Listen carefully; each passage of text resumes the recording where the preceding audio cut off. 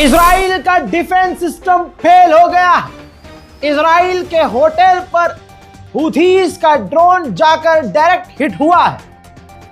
बड़ा हमला और इजराइल का यहां पर एक बार फिर clear cut defence system fail हुआ है। हुथीज पिछले कई हफ्ते से लगातार इजराइल पर ड्रोन और मिसाइलें दाग रहे हैं। ऐसे में यह खतरनाक बात का खुलासा हुआ कि इजराइल जिन डिफेंस सिस्टम पर अकड़ता है, अगर हुथीज उस पर जमकर हमला करते हैं तो वो डिफेंस सिस्टम फेल होता है। आइए, जब दिन दहाड़े इजराइल के अंदर डिफेंस सिस्टम फेल हुआ और हुथीज का ड्रोन आकर टकराया तो वो मंजर क्या था, देखिए।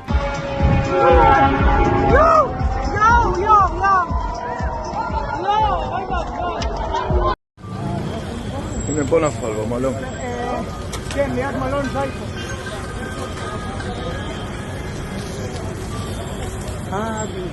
מה, פה נפל?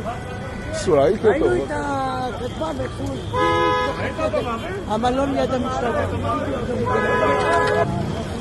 הנה, פה נפל במלון. כן, ליד מלון זייפו.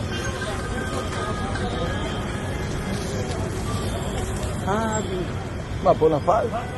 ראיתי אותו. ראינו את הכתבה בחוץ. אימא'לה, מוטר, הכל פה באילת. אחי. תראה, אנשים רצים, לא זה, הנה, פה נפל במלון. כן, ליד מלון זייפו.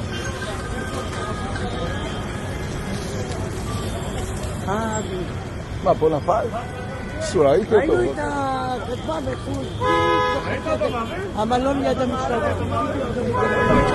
इन तस्वीरों को देखने के बाद एक बात क्लियर हो गई है कि यमन पर इजराइल बौखलाहट में अब बड़े हमले करेगा। वहीं इस ड्रोन हमले के बाद हुथीज ने मिसाइल भी दागी थी, जिन्हें इजराइल ने रोक लिया है। देखिए,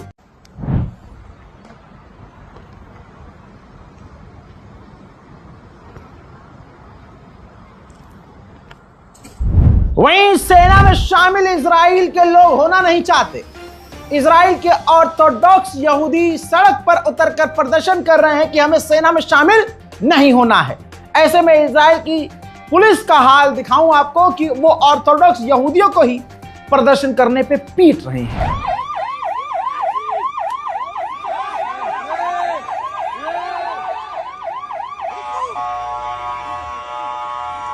अल्लाह अकबर। इधर आप बता दूं कि 53 बोट, तस्वीर देखिए, 53 नाव यानी बोट फ्लोटिला की तेजी से गाजा की तरफ आगे बढ़ रही हैं। कई 30 से 40 देशों ने इजराइल को वार्निंग दे दी है कि फ्लोटिला को निशाना मत बनाना। पूरी ताकत से दुनिया इजराइल के खिलाफ खड़ी हो गई है। जरा इस तस्वीर को देखिए।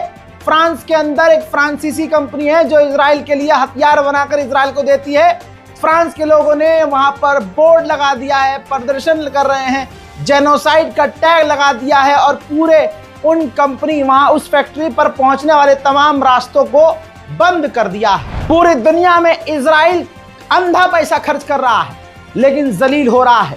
स्पेन के लोगों को सलाम करता हूं। स्पेन का टीवी चैनल, जरा देखिए, स्पेन का टीवी चैनल ऑन एयर, जिस पर मौजूद कई एंकर हैं और गेस्ट हैं, वो नेतन्याहू को मिडिल फिंगर दिखा रहे हैं। यह है इजराइल की सड़ी हुई इज्जत। सिर्फ यही नहीं, स्पेन ने ऑफिशियली धमकी दी है कि फुटबॉल वर्ल्ड कप का हम बाइकॉट करेंगे अगर इजराइल इसमें शामिल हुआ। एक जॉर्डन का पूर्व रिटायर सैनिक जॉर्डन के रास्ते से ट्रक में गाजा के लिए ऑफिशियली जो मदद लेकर जा रहा था, जब वो गज्जा के यानी इजराइल के करीब पहुंचा तो उसने एज ए सिक्योरिटी मौजूद बॉर्डर पर इजराइल के जो सैनिक थे उन पर हमला कर दिया, जिसमें इजराइल के 2 सैनिक मारे गए। फिर उसके बाद इजराइल की सेना ने उस जॉर्डन के पूर्व सैनिक और उस ट्रक के ड्राइवर को गोली मार दी। इसके अलावा ये 3 तस्वीर आपके सामने रख रहा हूं। ये 3 इजराइल के सैनिक गाजा के अंदर हमास के हमले में मारे गए हैं। एक दिन में 4 से 6 इजरायली सैनिक मारे गए तो नेतन्याहू की हवा टाइट हो गई ऑफिशियली बयान दिया कि जॉर्डन के बॉर्डर पर इजराइल के यानी हमारे 2 सैनिक मारे गए और गाजा के अंदर 4 इजराइल के सैनिक मारे गए, 6 सैनिक हमारे मारे गए, हमें भारी कीमत चुकानी पड़ रही है। सुनिए। אני באתי עכשיו מהיישוב שוהם להסרת לוט לקריאת רחוב על שמו של לוחם סיירת צנחנים עמית בונצל, זיכרונו לברכה. והיו שם הרבה לוחמים והרבה משפחות שאיבדו את יקיריהם. וכמובן במהלך היום אני מדווח, עוד לפני שזה התפרסם, על נפילתם של עוד 4 לוחמים ברפיח ועוד 2 לוחמים בגשר אלנבי, 2 חיילים שלנו. אנחנו במלחמה. המחיר הוא קשה. אני יודע מה זה להיות בן למשפחת השכול. זה כאילו גדעו לך איברים, אתה פתאום נכה, והחיים הסתיים. कुछ भी कर लीजिए, इजराइल ये जंग हार रहा है। कैसे? इजराइल जहां दिखा रहा है कि 31,000 लोग इजराइल आए हैं रहने के लिए 2024 में, लेकिन सच्चाई ये है, आपके सामने इस ग्राफिक से समझ लीजिए। अगर 31,000 लोग आए हैं इजराइल रहने के लिए, तो वही उसी साल 2024 में 82,000 इजराइल छोड़कर परमानेंट जा चुके हैं। इजराइल अभी और भड़केगा। जरा इस तस्वीर को देख लीजिए, यह है भड़कने की वजह। फिलिस्तीन के राष्ट्रपति महमूद अब्बास तुर्की पहुंचे हैं और रजब तैयब एर्दोगान से उनकी चल रही है फिलहाल मीटिंग। उधर रजब तैयब एर्दोगान ने इजराइल को निशाना बनाया, नेतन्याहू को निशाना बनाया और साफ तौर से अपने बयान में कहा कि जो लोग हमें चैलेंज कर रहे हैं 3 जनरेशन पुराने हैं और हम सदियों पुराने हैं।